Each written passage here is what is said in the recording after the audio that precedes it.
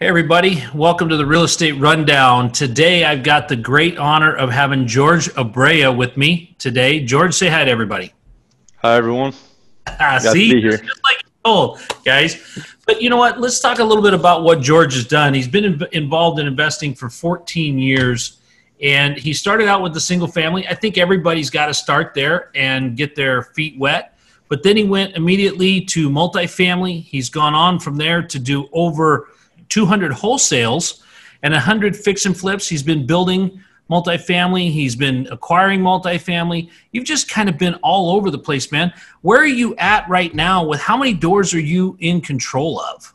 It's going to be a little bit over 2,000 after next month. Nice. And where are you at on that as far as GPLP situation? What do you have more of?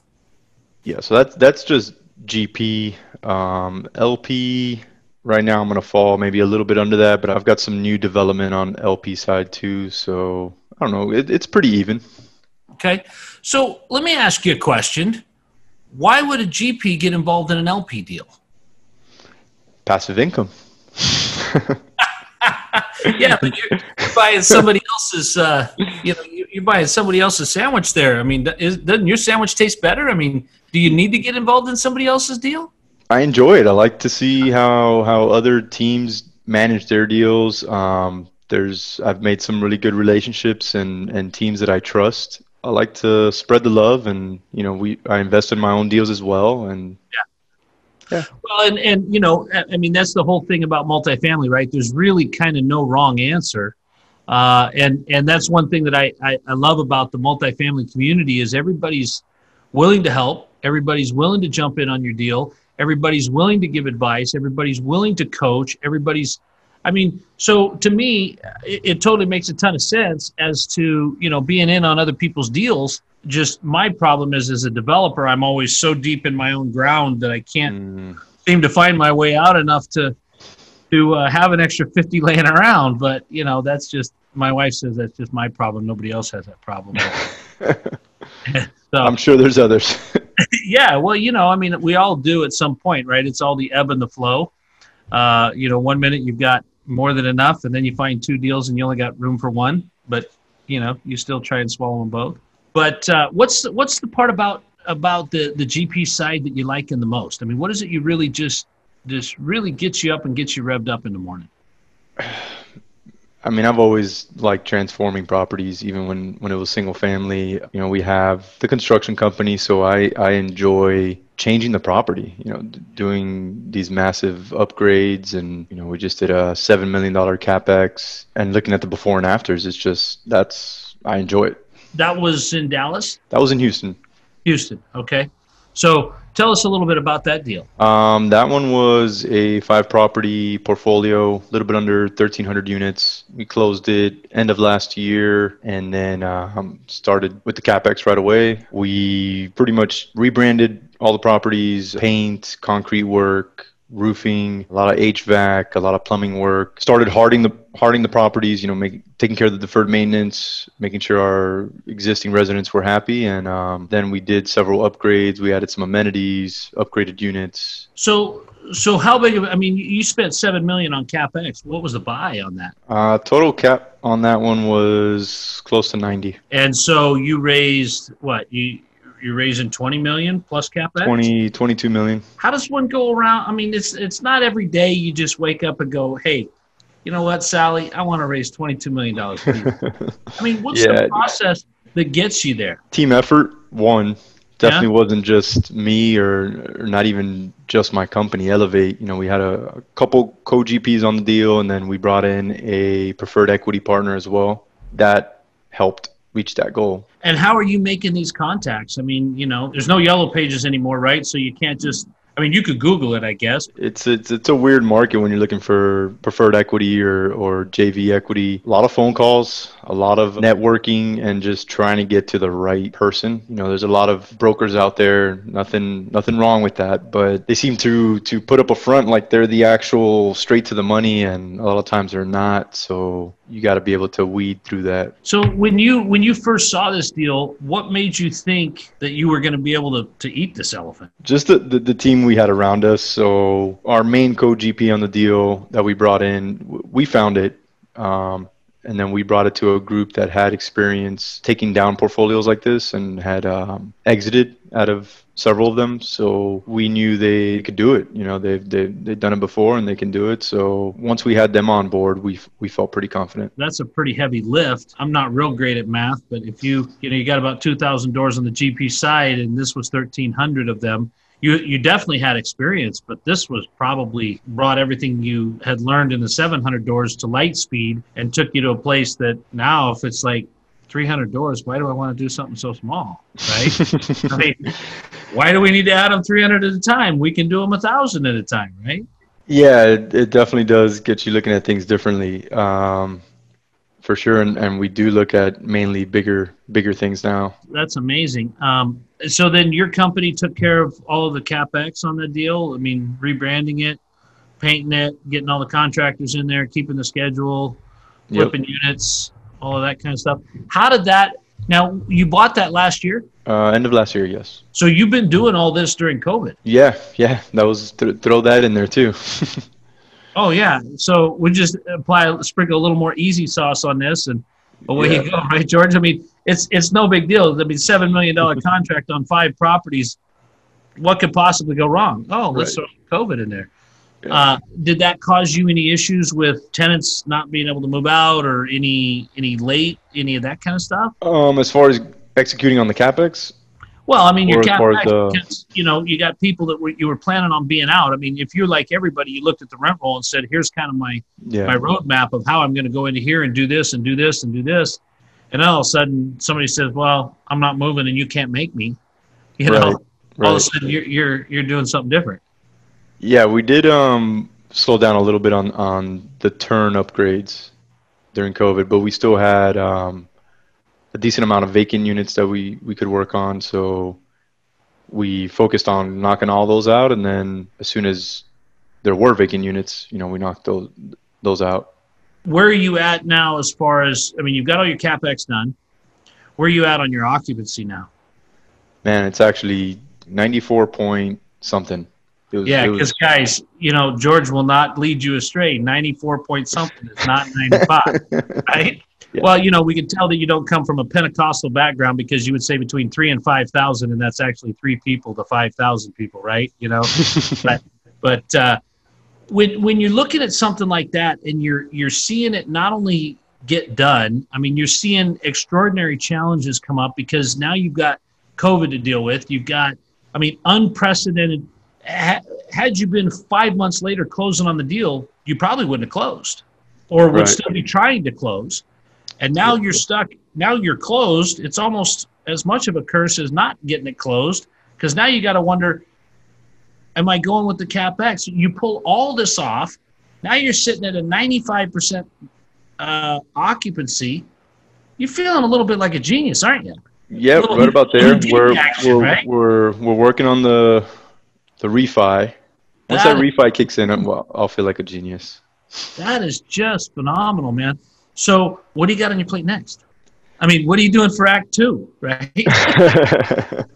Yeah, we're taking a couple deals down now in South Dakota. It's a different market, but good market from what we've seen. So we're excited about that. It's a little different than what I'm used to. We've been mainly doing heavy value add, heavy lifts. This one's a little cleaner, B-class, still room for improvement, but just cleaner than the usual.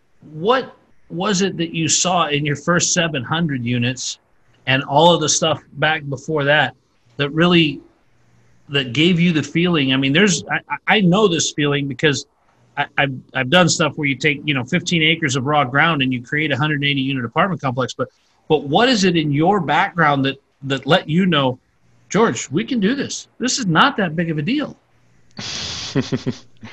Man, it takes a lot of self-development and mindset. You're constantly talking to yourself, right? And telling yourself things. You got to kind of be aware of what that is and make sure you're feeding yourself the right things. I could have easily been like, there's no way we're going to raise 22 million. What am I thinking? There's too Right. many units. This is too big. But I made sure I tackled each day, saying, "Hey, look, I've put a good team together. We can do this. Let's get it done." Well, and I'm sure your first phone call wasn't a yes. Right. I mean, Right. you had to go through that, right? I mean, you had to figure out how you're going to structure it. I mean, this was a little bit beyond something you'd seen for internal structure. Yeah, we got hurdles in there and in the structure and a lot of different things moving around. We ran into a couple obstacles. I mean, we had a $10 million check back out about a month before the closing. So that was interesting to say the least. Is that the word you really used, George? Not at that time. Yeah, Definitely not at that time. yeah, yeah. So yeah, definitely a lot of no's. So, but that $10 million check, is he getting the status updates of your occupancy? Yeah. So he's seeing that wasn't probably the best thing for him to have done. Oh, you're saying the one that backed out? Yeah, yeah.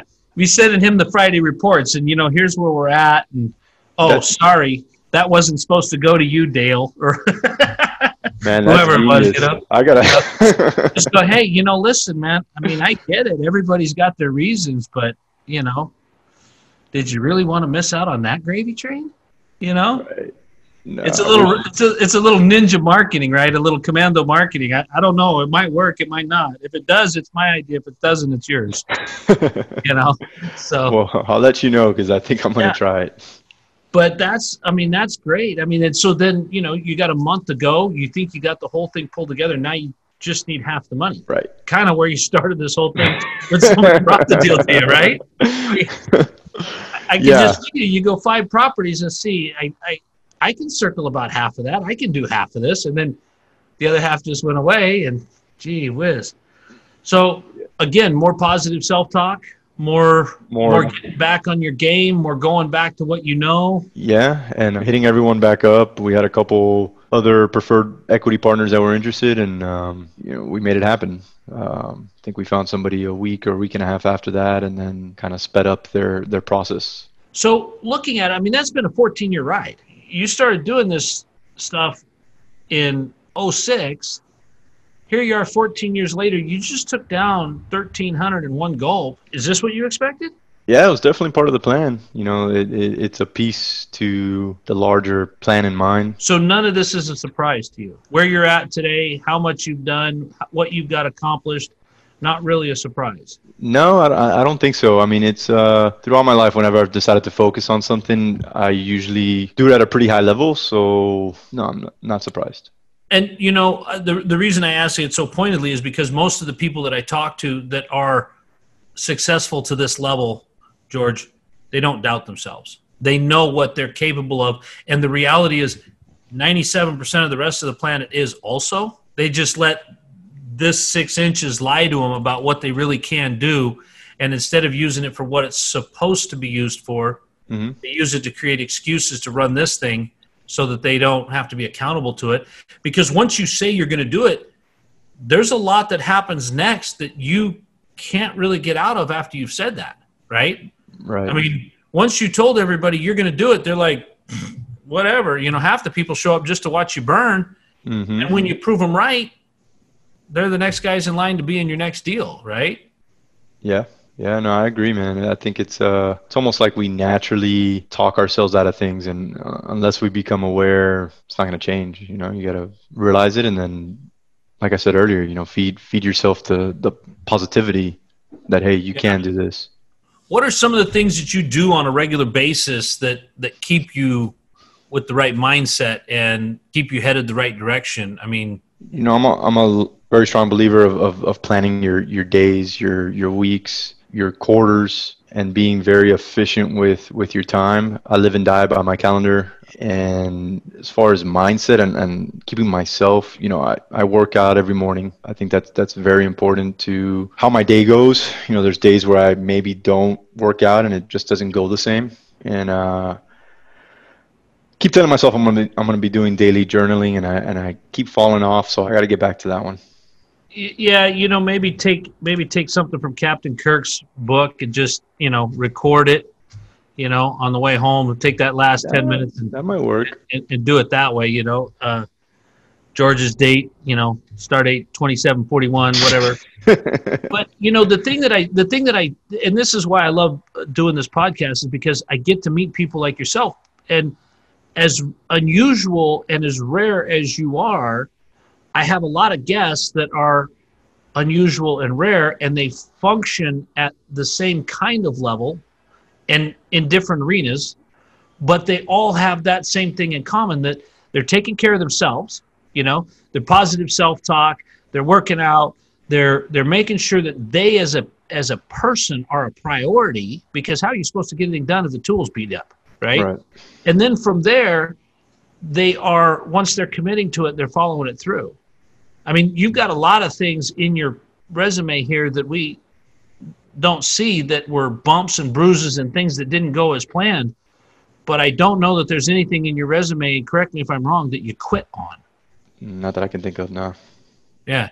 I know of a couple things I probably should have quit earlier, but I kept going to prove I could do it, throw an extra $100,000 at it and see if we can't get this thing done, But that's also a common trait in people who are successful to your level, because you don't quit. There's wins and there's losses, but even losses, the postmortem will tell you that, hey, there was a lot of good in here. We learned a lot. We learned not to do that again. We learned to add this to our due diligence list, right? Yep. Yeah, I always say, as long as you're learning something from it, it might have been a costly lesson. Yeah. But make sure you learn something from it for sure. Yeah, I've got a PhD in hard knocks, and I think I'm getting a master's in a couple other things too. So, but so what do you? So you can't be this intense all the time, George. What does the rest of your life look like? I'm family man. If I'm not working, I'm daughters, right? 3 daughters. You see their picture in the back, beautiful girls.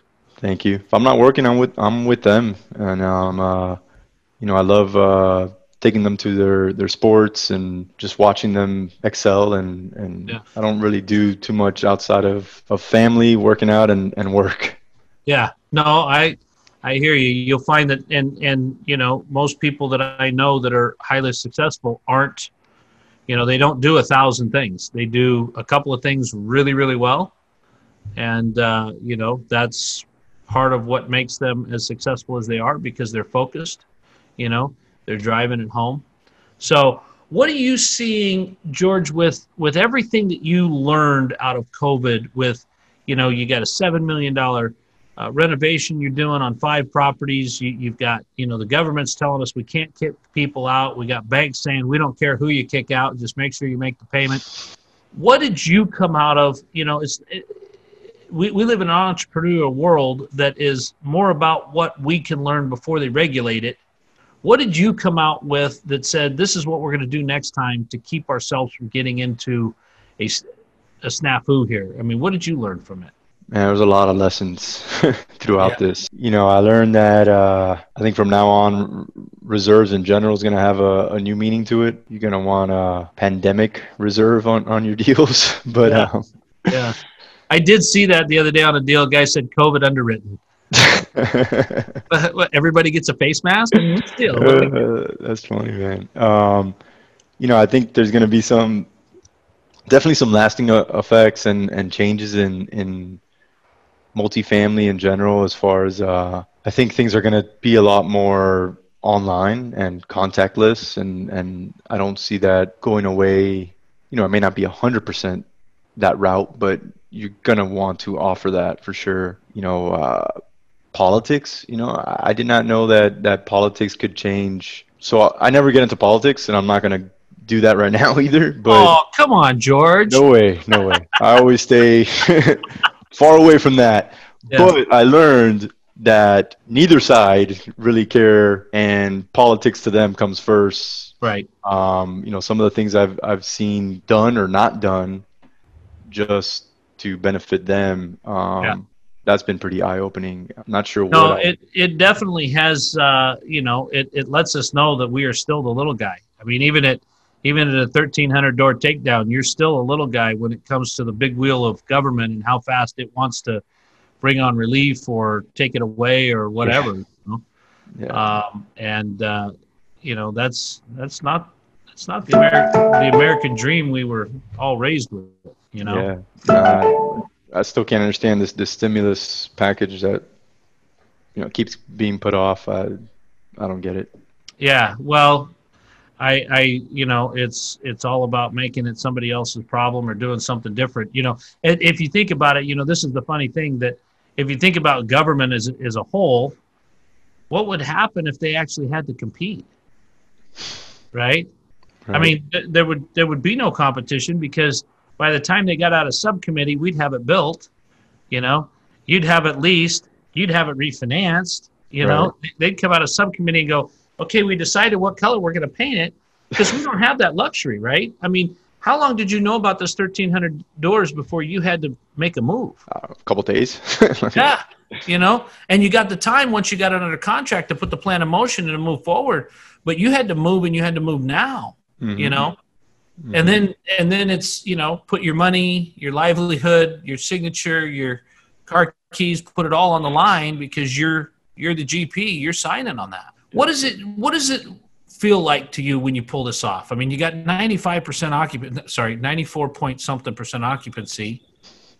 You've got it done. You're in the bag. You can see the finish line from here. Your refinance is underway. How's that feel?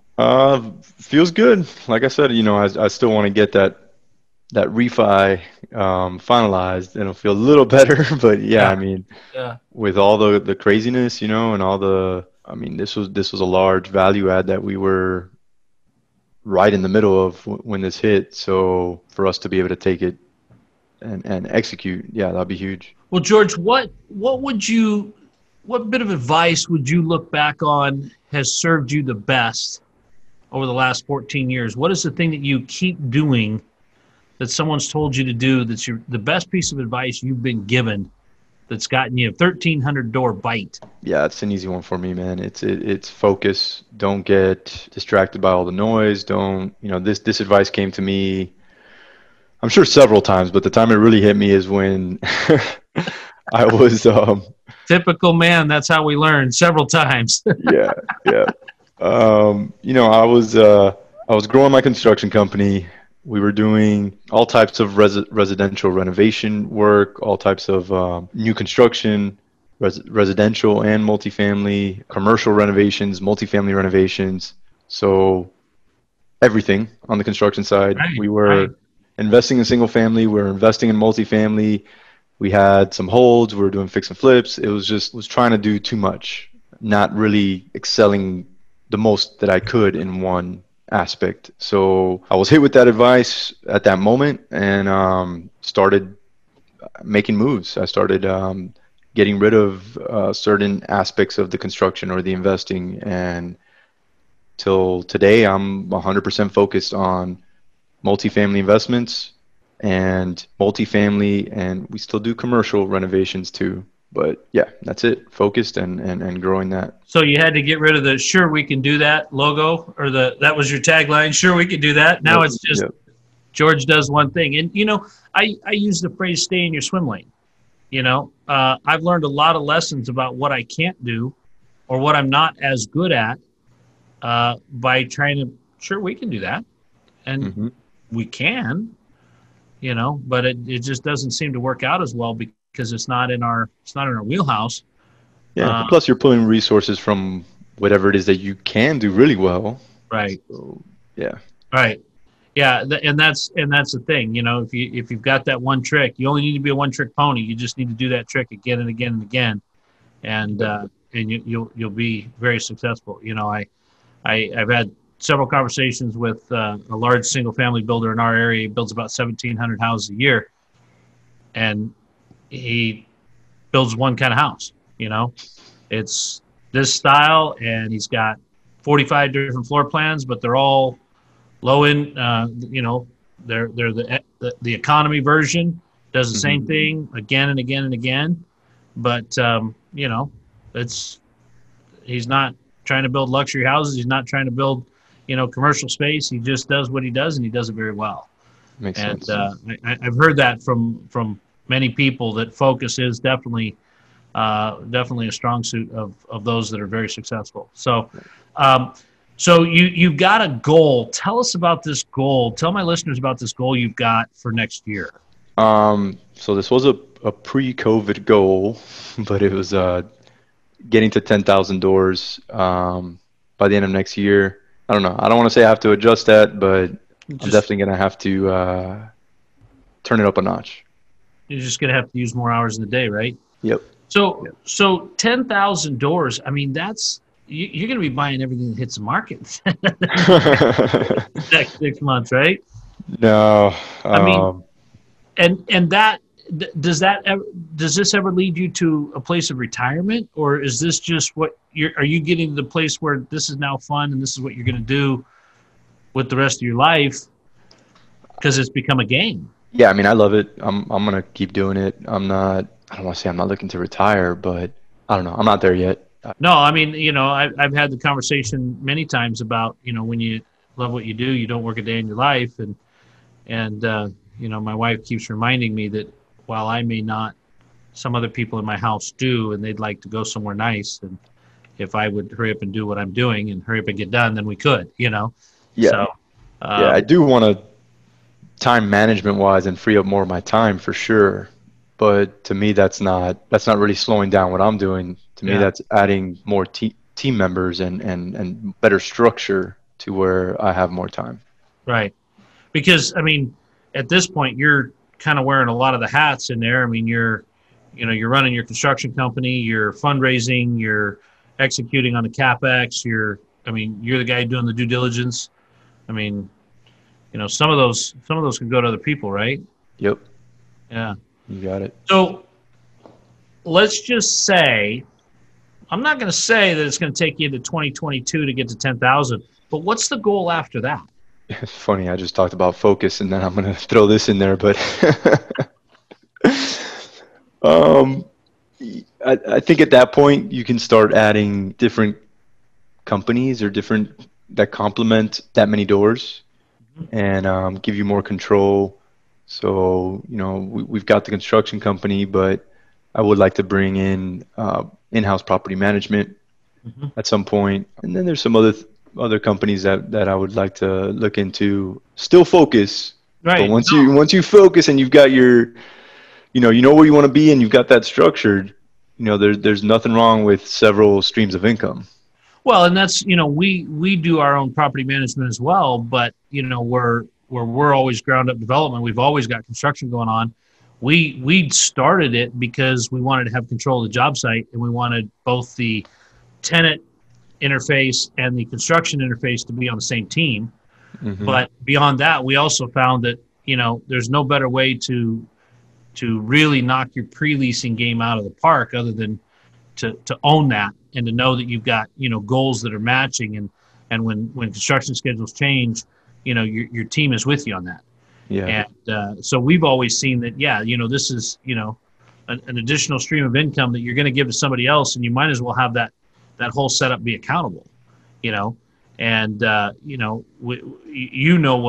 $10 a door or $20 a door does to your pro forma. Put yourself in charge of that, So we're going to see the 2022 version have property management along with another. Are you gonna take down another 10,000 after that? Yeah, there you go. Awesome. So what can you leave my listeners with if you're going to give them a piece of your own advice, not something somebody gave you? What's a piece of your advice that you would give to listeners that are in the game, they're thinking about getting in the game, they love real estate? What is it you're going to tell them? So some investors just want to get as big as they can possibly get being a solo entrepreneur. And then you've got some that have bigger goals and they want to grow a team and really take it to the next level. The advice I would give is to make that decision. Which one are you? Yeah. And don't get stuck in the middle. You're either one or you're the other. And if you're the one with the big goals, then make sure you put focus on that team and building it and structuring it from the beginning. Because if it gets bigger and you haven't done that, it gets a lot more difficult to start putting those Sure. systems and procedures. And You know what? That's such great advice. And I think the best part of that is knowing who you are. You know, if you're trying to do it all on your own and you're trying to grow big and you really don't want to, you want to be a solo guy, you're not going to find anything more aggravating than trying to put a team around you when you just want to go do it yourself. Yep. So, well, George, I really appreciate you swinging by. And just to wrap up, would you please tell my listeners where they can find you, where they can get some more information from you, where they can follow you? Yeah. We've been doing quite a bit of updates to our website, which is elevatecig.com. That stands for Commercial Investment Group. So elevatecig.com. As far as social media, I mean, if you search my name on Instagram, Facebook, or LinkedIn, I hope you find me. You should find me. If not, you'll be talking to somebody in that team, right? Exactly. So I'm pretty active on those. And then last thing I'll leave you with, if your listeners want to email me at Jorge, Jorge, at elevatecig.com. I've got a bunch of free content I can send them, due diligence checklist, and questions to ask a deal sponsor before investing, and some other things. That's great. That's great. Well, George, I really appreciate you stopping by and being a part of our show. And for everybody that missed that, it's Jorge at elevatecig.com. George, thanks again for stopping by the Real Estate Rundown. Really appreciate it. Thank you, man. I enjoyed it.